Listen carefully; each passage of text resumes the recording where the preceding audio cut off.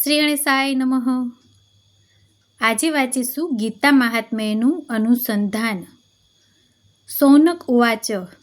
સૌનકજી બોલ્યા, હે સૂતજી, શ્રી વ્યાસજી કથિત અને શ્રુતિઓમાં વર્ણિત ગીતાનું મહાત્મ્ય અમને સમજાવો. સૂત ઉવાચ.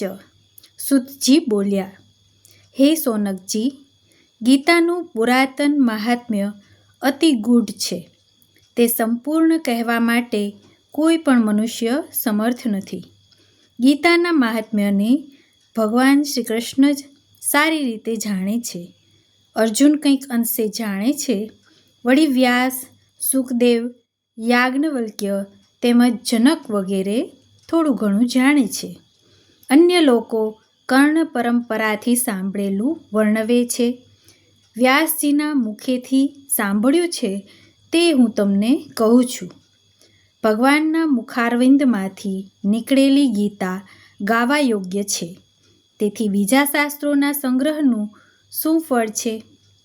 ગીતા ધર્મમય છે, સર્વજ્ઞાન આપનાર છે, તે શાસ્ત્રમય છે, તેથી ગીતા શ્રેષ્ઠ છે.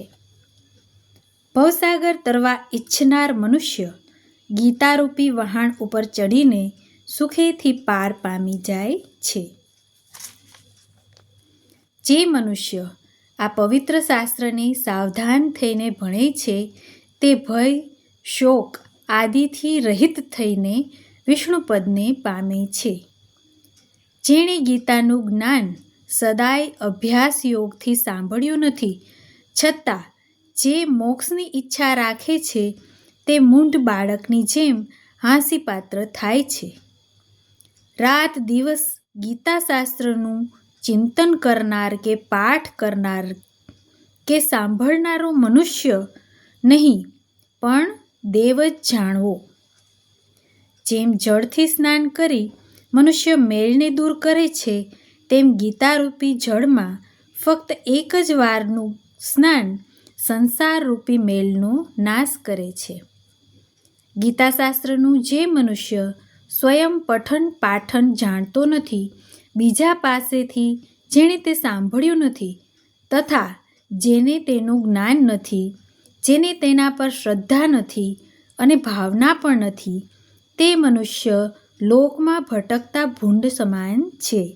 તેનાથી નીચ કોઈ પણ મનુષ્ય નથી, કારણ કે તે ગીતાને જાણતો નથી. ગીતા વાંચે પણ ગીતાનો અર્થ ન સમજે તો તે પોપટિયું જ્ઞાન છે. તેવા કૃત્રિમ જ્ઞાન, આચાર, વ્રત, ચેષ્ટા, તપ, યશને ધિક્કાર છે. એનાથી અધમ બીજો કોઈ મનુષ્ય નથી. જે જ્ઞાન ગીતામાં ગવાયું નથી તે વેદ તેમજ વેદાંતમાં નિંદેલું હોવાથી નિષ્ફળ, ધર્મરહિત અને અસુરી જાણવું. જે મનુષ્ય રાત દિન સૂતા જાગતા, બોલતા, ઊભા રહેતા ગીતાનું ચિંતન અને મનન કરે તે શાશ્વત મોક્ષને પામે છે. યોગીઓના સ્થાનમાં, સિદ્ધોના સ્થાનમાં, શ્રેષ્ઠ પુરુષો સમક્ષ, સંત સભામાં કે યજ્ઞ સ્થળે કે વિષ્ણુ ભક્તો સમક્ષ ગીતાનો પાઠ કરનાર મનુષ્ય પરમ ગતિ પામે છે. યોગીઓના સ્થાનમાં, સિદ્ધોના સ્થાનમાં, શ્રેષ્ઠ પુરુષો સમક્ષ, સંત સભામાં કે યજ્ઞ સ્થળે કે વિષ્ણુ ભક્તો સમક્ષ ગીતાનો પાઠ કરનાર મનુષ્ય પરમ ગતિ પામે છે. નિત્ય ગીતાનો પાઠ કરનાર કે શ્રવણ કરનારને દક્ષિણા સહિત અશ્વમેઘાદિક યજ્ઞો કરવાનું પુણ્ય ફળ મળે છે. ભક્તિભાવપૂર્વક એકાગ્ર ચિત્તે ગીતાનું અધ્યયન કરનારને સર્વવેદો, શાસ્ત્રો અને પુરાણોનો અભ્યાસ કરવાનું પુણ્ય મળે છે. જે મનુષ્ય પોતે ગીતાનો અર્થ સાંભળે, ગાય અને પરોપકાર અર્થે સંભળાવે તે પરમપદને પામે છે. જે ઘરમાં ગીતાનું નિત્ય પૂજન થાય ત્યાં દૈહિક, દૈવિક અને આધિભૌમિક પીડાઓ અને વ્યાધિઓનો ભય આવતો નથી. વળી તેને શાપ કે પાપ પણ લાગતા નથી. તેની સહેજે દુર્ગતિ થતી નથી. અને શરીરના 6 શસ્ત્રુઓ તેને કદીય પીડા આપતા નથી. જ્યાં નિત્ય ગીતાનો આનંદ થાય છે ત્યાં પરમેશ્વરમાં અનન્ય ભક્તિ અને પ્રીતિ ઉપજે છે. સ્નાન કર્યું હોય કે ન કર્યું હોય, પવિત્ર હો કે અપવિત્ર, તોય જે પરમાત્મા વિભૂતિ તેમજ વિશ્વરૂપનું સ્મરણ કરે તે સદાય પવિત્ર છે. સર્વત્ર ભોજન કરનારો અને સર્વ પ્રકારનું દાન લેનારો ગીતા પાઠ કરતો હોય તો તે પાપમાં કદી લેપાતો નથી. જેનું ચિત્ત સદાય ગીતામાં લીન હોય તે સંપૂર્ણ અગ્નિહોત્રી, સદાય જાપ કરનારો ક્રિયાવાન પંડિત છે. વળી તે જ દર્શન કરવા યોગ્ય ધનવાન, યોગી, જ્ઞાની, યાજ્ઞિક, ધ્યાની તથા સર્વે વેદોનું જાણનારો છે. જ્યાં ગીતાના પુસ્તકનો નિત્ય પાઠ થતો હોય ત્યાં પૃથ્વી પરના પ્રયાગાદી સર્વે તીર્થો વસે છે. વળી તે ઘરમાં અને દેહરૂપી દેશમાં સર્વદેવો, ઋષિઓ, યોગીઓ અને સર્પો રહે છે. ગીતા ગંગા, ગાયત્રી, સીતા, સત્યા, સરસ્વતી, બ્રહ્મવિદ્યા, બ્રહ્મવલ્લી, ત્રિસંધ્યા, મુક્તગેહિની, અર્ધમાત્રા, ચિદાનંદા, ભવદની, ભયનાશિની, વેદત્રયી, પરા અનંતા અને તત્વર્થ જ્ઞાન મંજરી આદિ ગીતાના 18 નામોનો સ્થિર ચિત્તે નિત્ય જાપ કરનારો મનુષ્ય શીઘ્ર જ્ઞાન સિદ્ધિ પામી અંતે પરમપદને પામે છે.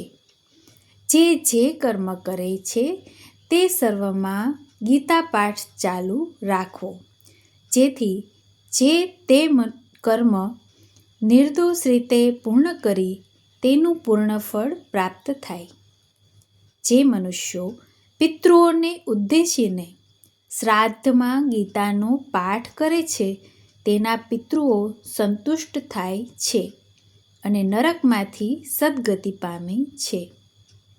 ગીતા પાઠથી પ્રસન્ન બનેલા અને શ્રદ્ધાથી તપ્ત થયેલા પિતૃઓ પુત્રોને આશીર્વાદ આપીને પિતૃલોકમાં જાય છે. જે મનુષ્યો ગીતા લખી ગળામાં, હાથમાં કે મસ્તકે ધારણ કરે તેના સર્વ વિઘ્નરૂપી દારૂણ ઉપદ્રવો નાશ પામે છે. ભરતખંડમાં 4 વર્ણો વિશે મનુષ્ય દેહ પામીને જે મનુષ્ય અમૃત સ્વરૂપ ગીતાનું શ્રવણ કરે કે ભણે નહીં તેના હાથમાં આવેલું અમૃત ત્યાગીને તે દુઃખથી ઝેર ખાય છે અને ગીતારૂપી અમૃતનું આ લોકમાં પાન કરનારો મોક્ષ પામી સુખી થાય છે.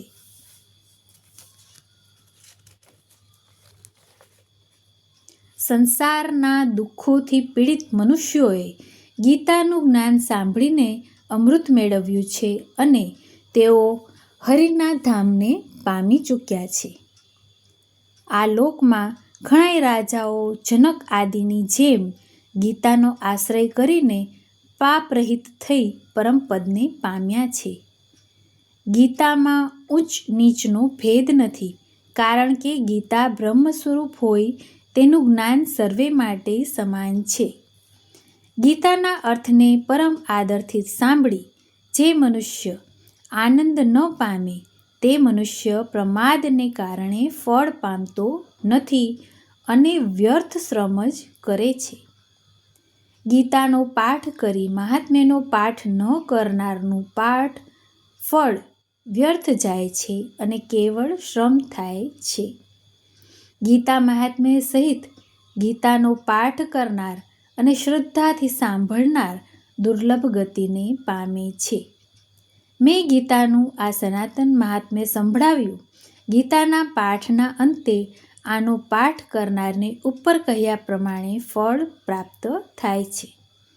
ઇતિ શ્રી વારાહ પુરાણોક્ત ગીતા મહાત્મ્ય અનુસંધાનમ સંપૂર્ણમ. શ્રી કૃષ્ણ ભગવાનની જય, દ્વારકાધીશની જય.